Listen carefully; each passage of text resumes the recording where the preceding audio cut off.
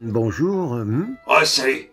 Je sais, tu viens de te lever comme tous les matins pour partir faire ton travail de journaliste sur les chaînes d'infos continues et nous raconter de la merde. Nous sommes en direct avec les militants du président Emmanuel Macron. Avec tous les mensonges que tu sors, ta place elle devrait être en prison. Mais on te laisse venir et sortir tout ton baratin tous les jours. Ouais, ton travail c'est de faire accepter aux gens le sort que t'émettent leurs réserves. Oui.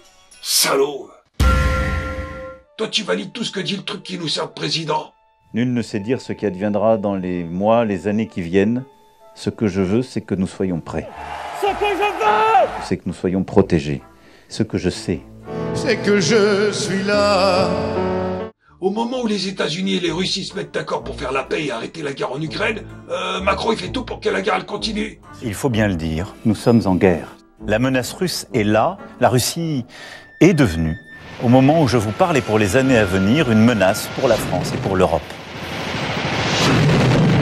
Et toi et tes collègues les journalistes, vous validez cette escalade de la tension? À France 2, ils reçoivent Zelensky pour parler de la propagande russe et faire sa propagande. Comme cette tour Eiffel aux couleurs de l'Ukraine. Est-ce que la Maison-Blanche, selon vous, a adopté la propagande du Kremlin?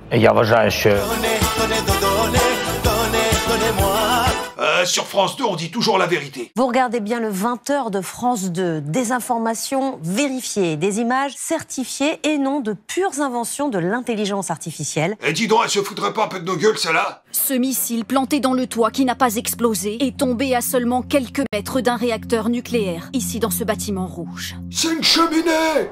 Vous savez pas reconnaître les cheminées à France 2? Quand c'est comme ça, faut me demander! Ah mais ça va pas la tête ou quoi? Oh, il faut faire peur, merde! Les députés ont débattu de l'éventuelle défense européenne. Ce dont il est question, c'est d'étendre la dissuasion française et britannique à l'ensemble du territoire européen. L'objectif de Macron, il est clair. C'est dépouiller son peuple. T'as pas compris ça? Le gouvernement entend financer le réarmement de la France, épargne, grand emprunt. Sans aux impôts, ça va pas être possible. Mais non, le président, il fait ça pour notre bien, c'est pour nous protéger. Oula, je crois que toi t'as besoin d'une bonne séance de psychanalyse. Macron, il veut faire la guerre, c'est pour ça qu'il le martèle tout le temps. Et vous, les journalistes, vous le répétez. C'est la guerre, putain! Nous sommes en guerre. C'est la guerre! C'est la guerre, faut prendre dans l'épargne des Français. Faudrait-il faire appel à l'épargne des Français? Pourrait-on utiliser le livret A? C'est la guerre, faut qu'on paye, elle l'a dit von der Leyen.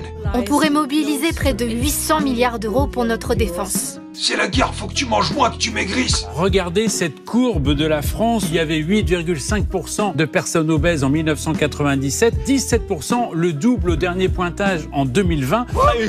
C'est la guerre, faut que tu bouffes des insectes. Et là, c'est les grillons, c'est ce qu'on va manger ce midi. Mais il ne faut pas avoir peur. Ces insectes sont élevés par la famille directement dans cette boîte en plastique posée dans la salle à manger. Et regarde sur France 2, Anne-Sophie Lapisse, quand elle nous parle de bombe atomique, elle s'habille en rouge. La France a un statut un peu différent de celui de l'ensemble des pays de l'Union face à la menace russe, car elle détient l'arme nucléaire. Bah faut faire peur. Posséder la bombe atomique pour ne surtout jamais avoir à l'utiliser, c'est tout le paradoxe de la dissuasion nucléaire française. Un arsenal capable de frapper partout, tout le temps, sur ordre du seul président. Je suis ton grand, mon amour, Faut faire peur, putain. Et toi, tu participes à ça. L'Europe n'est plus assurée du soutien américain et fait face à la menace russe. Espèce de salaud, va. C'est toi le journaliste qui raconte de la merde. Va te jeter sous un camion. Et quand Macron il prend un ton solennel pour nous dire qu'il fait ça pour l'avenir de nos enfants. Il ne tient qu'à nous, que nos enfants récoltent demain les dividendes de nos engagements. Alors qu'il maintient Bayrou comme Premier ministre qui couvre des affaires de pédocriminalité depuis plus de 30 ans. Il a changé 4 fois sa version. Ben le gars, on l'appelle Pinocchio. Je n'ai jamais été informé. Il a menti devant des députés, il a menti devant des victimes qu'il a reçues là, il y a quelques jours, après les avoir ignorées pendant 30 ans. Je n'étais pas au courant. Macron qui nous dit qu'il fait ça pour l'avenir de nos enfants. Que nos enfants récoltent demain les dividendes de nos engagements. Alors qu'il maintient dans son gouvernement Aurore Berger, qui s'est arrangée avec la lobbyiste des crèches. Aurore Berger, ministre en charge des familles jusqu'en janvier dernier, elle aurait reçu des éléments de langage directement d'Elsa Hervy, une sorte de lobbyiste en chef des crèches privées. Tout ça pour étouffer un scandale de maltraitance d'enfants dans les crèches. Il s'agit par exemple de demander aux professionnels de ne pas utiliser plus de 3 couches par jour, même si l'enfant est malade, de sous-dimensionner les repas. Il n'y a pas assez à manger pour tout le monde. Quand ils sortent de table, les enfants ont encore faim. Vous pointez du doigt donc la responsabilité des grands groupes qui tirent vers ce low cost. Il y a de moins en moins de maternité en France. La France est un cas unique en Europe. C'est le seul pays où le taux de mortalité infantile augmente. Partout ailleurs, il baisse. Avec d'un côté la natalité qui chute de façon historique et de l'autre la mortalité infantile qui croît. 4,1 pour 1000, on n'imagine pas, ça a l'air d'être un chiffre très froid. C'est 2800 enfants. Et au lieu de s'occuper de ce problème, Macron il donne 2 milliards d'euros à l'Ukraine. Ces 2 milliards d'euros de soutien... Va te jeter du haut d'un immeuble.